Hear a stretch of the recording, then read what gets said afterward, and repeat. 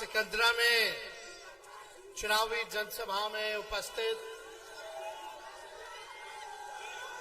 जमुई जिला के राष्ट्रीय जनता दल के अध्यक्ष जिलाध्यक्ष त्रिवेणी यादव जी, मंच पर उपस्थित एमएलसी राष्ट्रीय जनता दल के कारी सोहेब साहब जी, मंच पे उपस्थित पूर्व विधायक पूर्व मंत्री विजय प्रकाश जी, अजय प्रताप जी, पूर्व विधायक बंटी चौधरी जी, मोहम्मद इरफान जी, बुद्धू राजम साहब जी,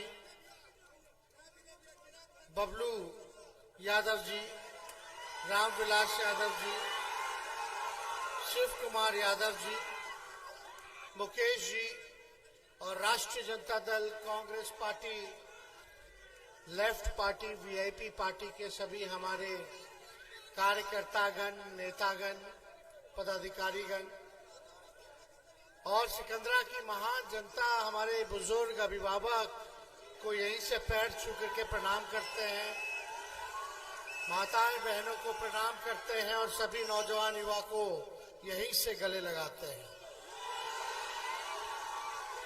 देखिए, आज आप लोगों के बीच आए और आप लोग जानते हैं चुनाव होने जा रहा है लोकसभा का, और इस बार महागठबंधन राष्ट्रीय जनता दल से प्रत्याशी जो है लालू जी ने अर्चना रविदास जी के हाथों में लालटेन थमाने का काम किया है, और मुझे पूरा विश्वास है कि सिकंदरा की जनता जो है भारी बहुमत, भारी मतदान लालटेन पर बटन दबा करके अर्चना रविदास जी को जिताएंगी और इंडिया गठबंधन और लालू जी के हाथों को मजबूत आप लोग कीजिएगा।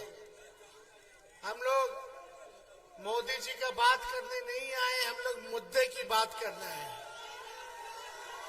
हम लोग विपक्ष में हैं और विपक्ष का दायित्व बनता है कि हम सवाल उठाएं, अपनी बात को रखें और प्रधानमंत्री से सवाल करें। जितना विपक्ष का ही अधिकार है उतना आम जनता का भी अधिकार है कि वो अपने प्रधानमंत्री से सवाल कर सके कि आपने 10 साल तक जो है क्या किया है। आप हिसाब दीजिए। हम लोगों ने जो है, भाई सुनो, नहीं सुनोगे तो ऐसे नहीं चलेगा। हो गया, सुन लो, समझ लो, पहले तुम्हारे हित के बारे में बात करने आए हैं आप लोग। हट जाओ, छोड़ दीजिए ना, हटिए आप लोग, जाइए, हटो, चलो बैठ जाइए ना, छोड़ दीजिए, बैठ जाइए, कोई नहीं उठे। विजय जी बैठिए ना, भाई आप बैठिए, आप भी तुरंत सुनिए। मुद्दा क्या होना चाहिए? सबसे बड़ा दुश्मन क्या है नौजवान भाइयों का, बताओ तो जरा। कितने लोग यहाँ बेरोजगार हैं, जरा हाथ उठा करके बताइए। और यहाँ कितने लोग किसान हैं, वो भी हाथ उठाइए। आप एक किसान वर्ग से हम सवाल पूछेंगे और एक नौजवान वर्ग से पूछेंगे। मोदी जी ने क्या कहा था जब पिछली बार आए थे? तो आप तो 5 साल बाद चुनाव में ना आए हैं, इससे पहले भी चुनाव में आए थे। आप लोग बताइए नौजवान भाई, मोदी जी ने कहा था कि नहीं कहा था कि 2 करोड़ सरकारी नौकरी जो है वो देंगे? बोला था कि नहीं बोला था? क्या आप जानना नहीं चाहते मोदी जी ने कितनी नौकरियां दी? अरे मोदी जी, जब तू आयल रहा तो आपने पिछले चुनाव में ही कहा था, भाइयों बहनों, मोदी आएगा तो 2 करोड़ नौजवानों को हर एक साल नौकरी देगा। किसान भाइयों को क्या बोला था मोदी जी ने कि 2022 तक सभी किसान भाइयों का जो है आय दुगुना कर देंगे। अभी हम हेलीकॉप्टर से घूम रहे हैं, इससे पहले हम सड़क से घूम के गए, देख रहे हैं अभी कटनी चल रहा है। लोग फसल काट दिए, लेकिन फसल का उचित दाम नहीं मिल रहा है। बताइए किसान भाई, आप जो दिन रात पसीना बहा के लू में भी काम करते हैं, आप अन्नदाता हो, पूरे देश का पेट आप लोग भरने का काम करते हैं, और यही मोदी जी ने कहा था कि उचित फसल का दाम देंगे, हर किसान भाइयों का 2022 तक आय को दुगुना करेंगे। एक काम हुआ? क्या बोलते थे मोदी जी, हमको काला धन लेके आएंगे, विदेश में पड़ा हुआ है, हर एक के खाता में 15-15 लाख रुपया देंगे। क्या हुआ? अरे मोदी जी जो है भाजपा पार्टी के हैं, और बीजेपी का मतलब ही है बड़का झूठा पार्टी। अब मोदी जी झूठ बोलने में माहिर आदमी है। थाली में गोबर रखेंगे, बोलेंगे खा लो हलवा है, अखवा फोड़ देंगे, फिर चश्मा दे देंगे, बोलेंगे देखो हमने चश्मा दे दिया है। यहाँ नौजवान सब कर रहा है, बोल रहा अग्निवीर। अग्निवीर योजना में हम लोग सब नौजवान सब तैयारी करता है, माँ बाप का मेहनत लगता है, पेट काट के बाल बच्चा का पढ़ाता है कि नौकरी हो जाए, नौकरी हो जाए। अग्निवीर योजना में 4 साल यानी 22-23 साल के होते होते आपको हटा देगा, केवल 4 साल रखेगा सेना में, बहाली में। और आप बताओ बेटा, आप लोग बताइए कि भाई जब कोई हमारा भाई सेना में बॉर्डर पे जाता है, हम लोगों की रक्षा खाते हुए शहीद होता है, तो ये अग्निवीर योजना में मोदी जी ने शहीद का दर्जा भी नहीं दिया है, शहीद का दर्जा भी नहीं दिया। पेंशन मिलता, पेंशनों नहीं मिलेगा। कैंटीन का व्यवस्था होता है हर आर्मी के जवानों को, उसकी भी व्यवस्था नहीं है। आप बताइए कौन सा योजना भाई? और 4 साल के बाद क्या करेगा नौजवान? तो मोदी जी ने जितने वादे किए सब खोखले। अर्चना रविदास जी लोकल कैंडिडेट हैं, और जमुई को प्रधानमंत्री जी ने प्रयोगशाला बना दिया है, खाली बाहरी को टिकट दिए रहे। बताइए बाहरी का लोग को टिकट मिला कि नहीं मिला? मोदी जी हमको बोलते हैं कि परिवारवादी है तेजस्वी, तो चिराग पासवान क्या है भाई? अब चिराग पासवान जी ने अपने जीजा जी को टिकट दे दिया है, और जीजा जी का उनके मेहमान है, लेकिन आप लोग को पता भी है कि उनका घर कहाँ है, कहाँ के रहने वाले हैं। अर्चना रविदास तो लक्ष्मीपुर की है, झाझा में पड़ता है घर, और इस बार पहली बार हम लोगों ने लोकल उम्मीदवार दिया है। 15 साल 20 साल से आप लोग जिता रहे हैं भाजपा को, एनडीए को। राज्य में सरकार है 17 साल उन लोगों की, 10 साल से प्रधानमंत्री है मोदी जी, फिर भी गरीबी नहीं मिटा पाए, तब भी बेरोजगारी नहीं मिटा पाए, तब भी जो है आप देखिएगा किसानों का आय दुगुना नहीं किया, महंगाई कम नहीं की, और हर चीज का महंगा हो गया। सिलेंडर गैस का दाम देख लीजिए, 1200 से 1500 पहुंच गया, लेकिन महंगाई कोई चीज में कमी नहीं है। गरीब के थाली खाली हो रहा है, बाल बच्चा पढ़ लिख के डिग्री लेके नौकरी नहीं मिल रहा। लेकिन जब आपके भाई बेटा को 17 महीना मौका मिला, तो 17 महीने में 5 लाख लोगों को सरकारी नौकरी हमने दिया। उप मुख्यमंत्री रहते हुए अगर हम 17 महीना में 5 लाख लोग को सरकारी नौकरी दे सकते हैं, तो 5 साल अगर हमको मौका दीजिएगा मुख्यमंत्री बना करके, तो कितने लोगों को रोजगार और नौकरी देने का काम करेंगे। लेकिन देश के प्रधानमंत्री जी से पूछो तो लाखों में भी नौकरी नहीं दे पाए, बल्कि जिसका नौकरी था वो भी खत्म हो गया सरकारी, क्योंकि सब कुछ निजीकरण कर दिया गया। हवाई जहाज को बेच दिया, एयरपोर्ट को बेच दिया, रेलवे को बेच दिया, 4 साल का ठेका बहाली कर दिया गया सेना में, BSNL बेच दिया। बताओ, जहां भी नौकरी मिलता था, सबसे ज्यादा नौकरी रेलवे में ना मिलता था, जवाने लोग के ना मिलता था सेना में, खत्म हो गया हर चीज, क्या कीजिएगा आप लोग। मोदी जी ने वादा किया था बिहार को विशेष राज्य का दर्जा देंगे, कोई वादा नहीं पूरा किया। लेकिन आप सब लोगों को हम बताना चाहते हैं, इन लोगों के पास मुद्दा नहीं है, काम नहीं किया।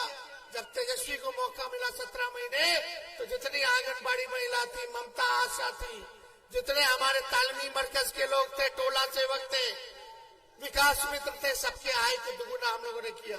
हम लोगों ने जाति जनगणना कराने का काम किया और सभी लोगों के आरक्षण को बढ़ाने का काम किया। हम रात रात भर छापा मारते थे अस्पताल में ताकि लोगों का इलाज हो सके, दवा मिल सके। लेकिन भाजपा का एक भी मंत्री को किसी को देखे रात भर घूमते हुए, छापा मारते हुए, देखते हुए। दूधू को उप मुख्यमंत्री बन गया, एक तो हमारे ही यहाँ से गए, लेकिन कोई काम इन लोग नहीं कर रहा। ऊपर से नीचे सब लोग इन्हीं का एनडीए का विधायक है। अरे मांझी जी के पार्टी का विधायक है ना रे भाई, एनडीए में ना। और एमपी उनका है, 3 बार से जीत रहा है लोग, 15 साल से। 17 साल से नीतीश जी अब बीजेपी की सरकार है और 10 साल से भारत में इनकी सरकार है। आप पूछो अपने दिल पे हाथ रखे कि आपके जीवन में क्या परिवर्तन लाया है। इन लोगों ने कौन सा परिवर्तन ले आया? कोई परिवर्तन नहीं लाया। मेरा मानना है कि इस बार चुनाव होगा लोकल के मुद्दे पर, क्षेत्रीय मुद्दे पर। इस बार क्षेत्रीय मुद्दा हावी रहेगा। ये देश का चुनाव है, लेकिन देश जो है गांवों से बनता है, राज्यों से बनता है, जिलाओं से बनता है, प्रखंडों से बनता है। तो जब तक आपके विकास आपके गांव में नहीं होगा, आपके जिला में नहीं होगा, आपके प्रखंड में नहीं होगा, आपके राज्य में नहीं होगा, तब तक देश का विकास संभव नहीं है। तो जरा पूछिएगा, देखिएगा गांव में कौन मोदी जी इतना अच्छा अस्पताल बना दिए क्या? जाके देखिएगा आपके बाल बच्चों के लिए अच्छा स्कूल बना दिए क्या? तेजस्वी था तो 3 महीने में बहाली पूरा करवा के नियुक्ति पत्र दिलवा दिया 5 लाख लोग को। और तेजस्वी के जाते ही पेपर लीक हो गया, बहाली जो निकलना था। अब तक हम रहे होते तो ये लोग बर्बाद कर दिया इतना महीना। सोचो 10 लाख लोगों को सरकारी नौकरी मिल गया होता। लेकिन जब से इनकी चाचा जी पलट गए तो पलट गए। लेकिन हम ये बुजुर्ग हैं, अभिभावक हैं, उनका सम्मान करते हैं, लेकिन जहां रहे वहां स्थिर रहे। एक बार चुन ले, हेने रहे के बाद कि होने जाए के बाद एक ही जगह लेकिन रहे। बताओ 3 साल हुआ, 3.5 साल बिहार सरकार को 20 में ना हुआ था चुनाव। अगला नवंबर में ना चुनाव है, अगला साल। तो 3.5 साल, 3.5 साल में बैठो ना तुम। काले कमांडो क्या कर रहे हो भाई? मानने वाला लोग मानेगा, नहीं मानेगा नहीं मानेगा। आप लोग सोचिए कि हम आप लोगों को बता रहे थे कि नीतीश जी इधर ही रहे या उधर रहे, वो तय कर ले, लेकिन स्थिर रहे। लेकिन 3.5 साल में 3 बार ओथ ले लिए। बताइए, हर साल ओथ ले रहे। इससे क्या बिहार का विकास होगा? क्या आप लोगों का भला होगा? और मोदी जी आते हैं यहाँ, कहते हैं कि मेरा गारंटी बहुत मजबूत है। अरे मोदी जी, जरा हमारे चाचा के गारंटी लेके दिखा दो कि पलटेंगे कि नहीं पलटेंगे। अब मोदी जी का गारंटी तो चाइनीज वाला माल जैसा होता है, 1-2 दिन चलेगा, 1-2 बार इस्तेमाल होगा, खत्म हो जाएगा। अंदर से खोखला। जब तक चुनाव है तब तक मोदी जी का गारंटी रहेगा। जैसे चुनाव खत्म होगा सब कुछ खत्म हो जाएगा। फिर अमित शाह आएंगे, बोलेंगे अरे तो चुनाव में जुमला बोला जाता है। तो हम लोग ज्यादा कुछ नहीं कहेंगे, समय नहीं है। लेकिन सिकंदरा की जनता से हम सब लोगों से अपील करते हैं, भाई जरा सोच और विचार के कीजिएगा। लोकल उम्मीदवार हैं, चिराग पासवान इतने 2 बार से सांसद रहे, एक जमुई में एक अपना पार्टी का दफ्तर भी नहीं खोले, होटल में रहे सारा दिन, जब आना हुआ होटल में फिर निकल दिए। अब अपने जीजा जी को टिकट दिए तो वो भी होटल में।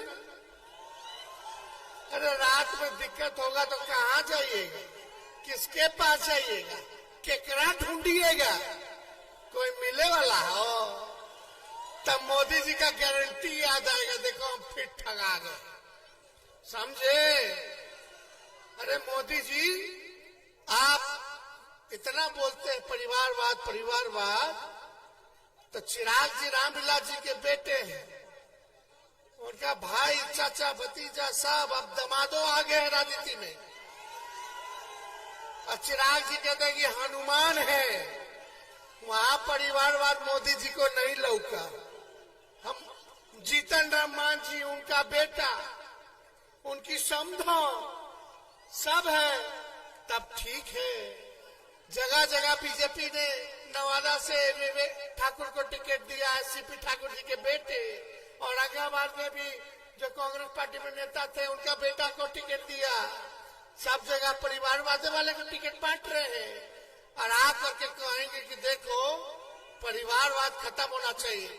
मोदी जी अगर परिवारवाद खत्म होना चाहिए तो आप अपने घर से अपने पार्टी से शुरू करो और एफिडेविट के लिख के दो जनता को कि किसी भी नेता के बेटा को टिकट नहीं देंगे, किसी भी नेता वाला बेटा वाला पार्टी के साथ हम गठजोड़ नहीं करेंगे।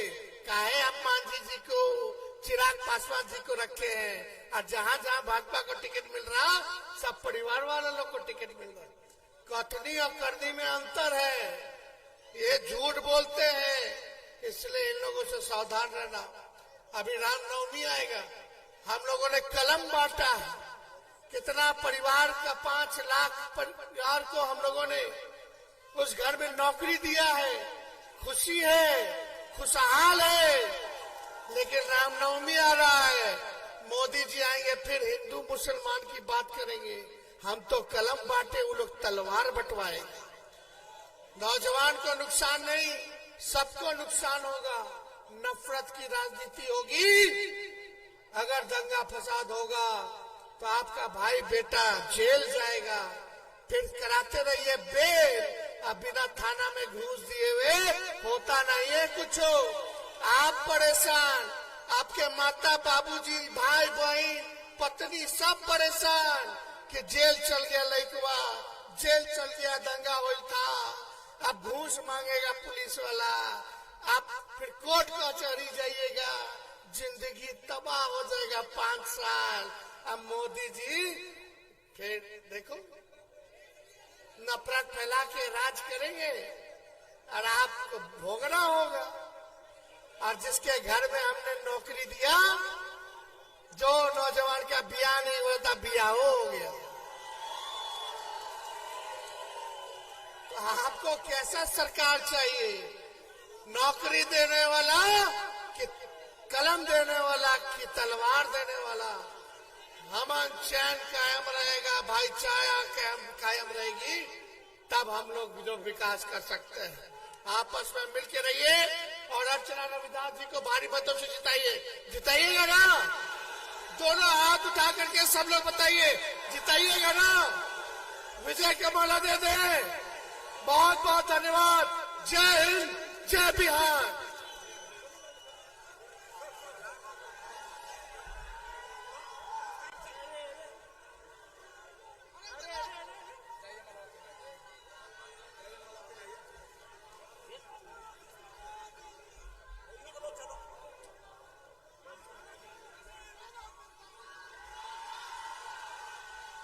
सभा की कार्रवाई समाप्त की जाती है।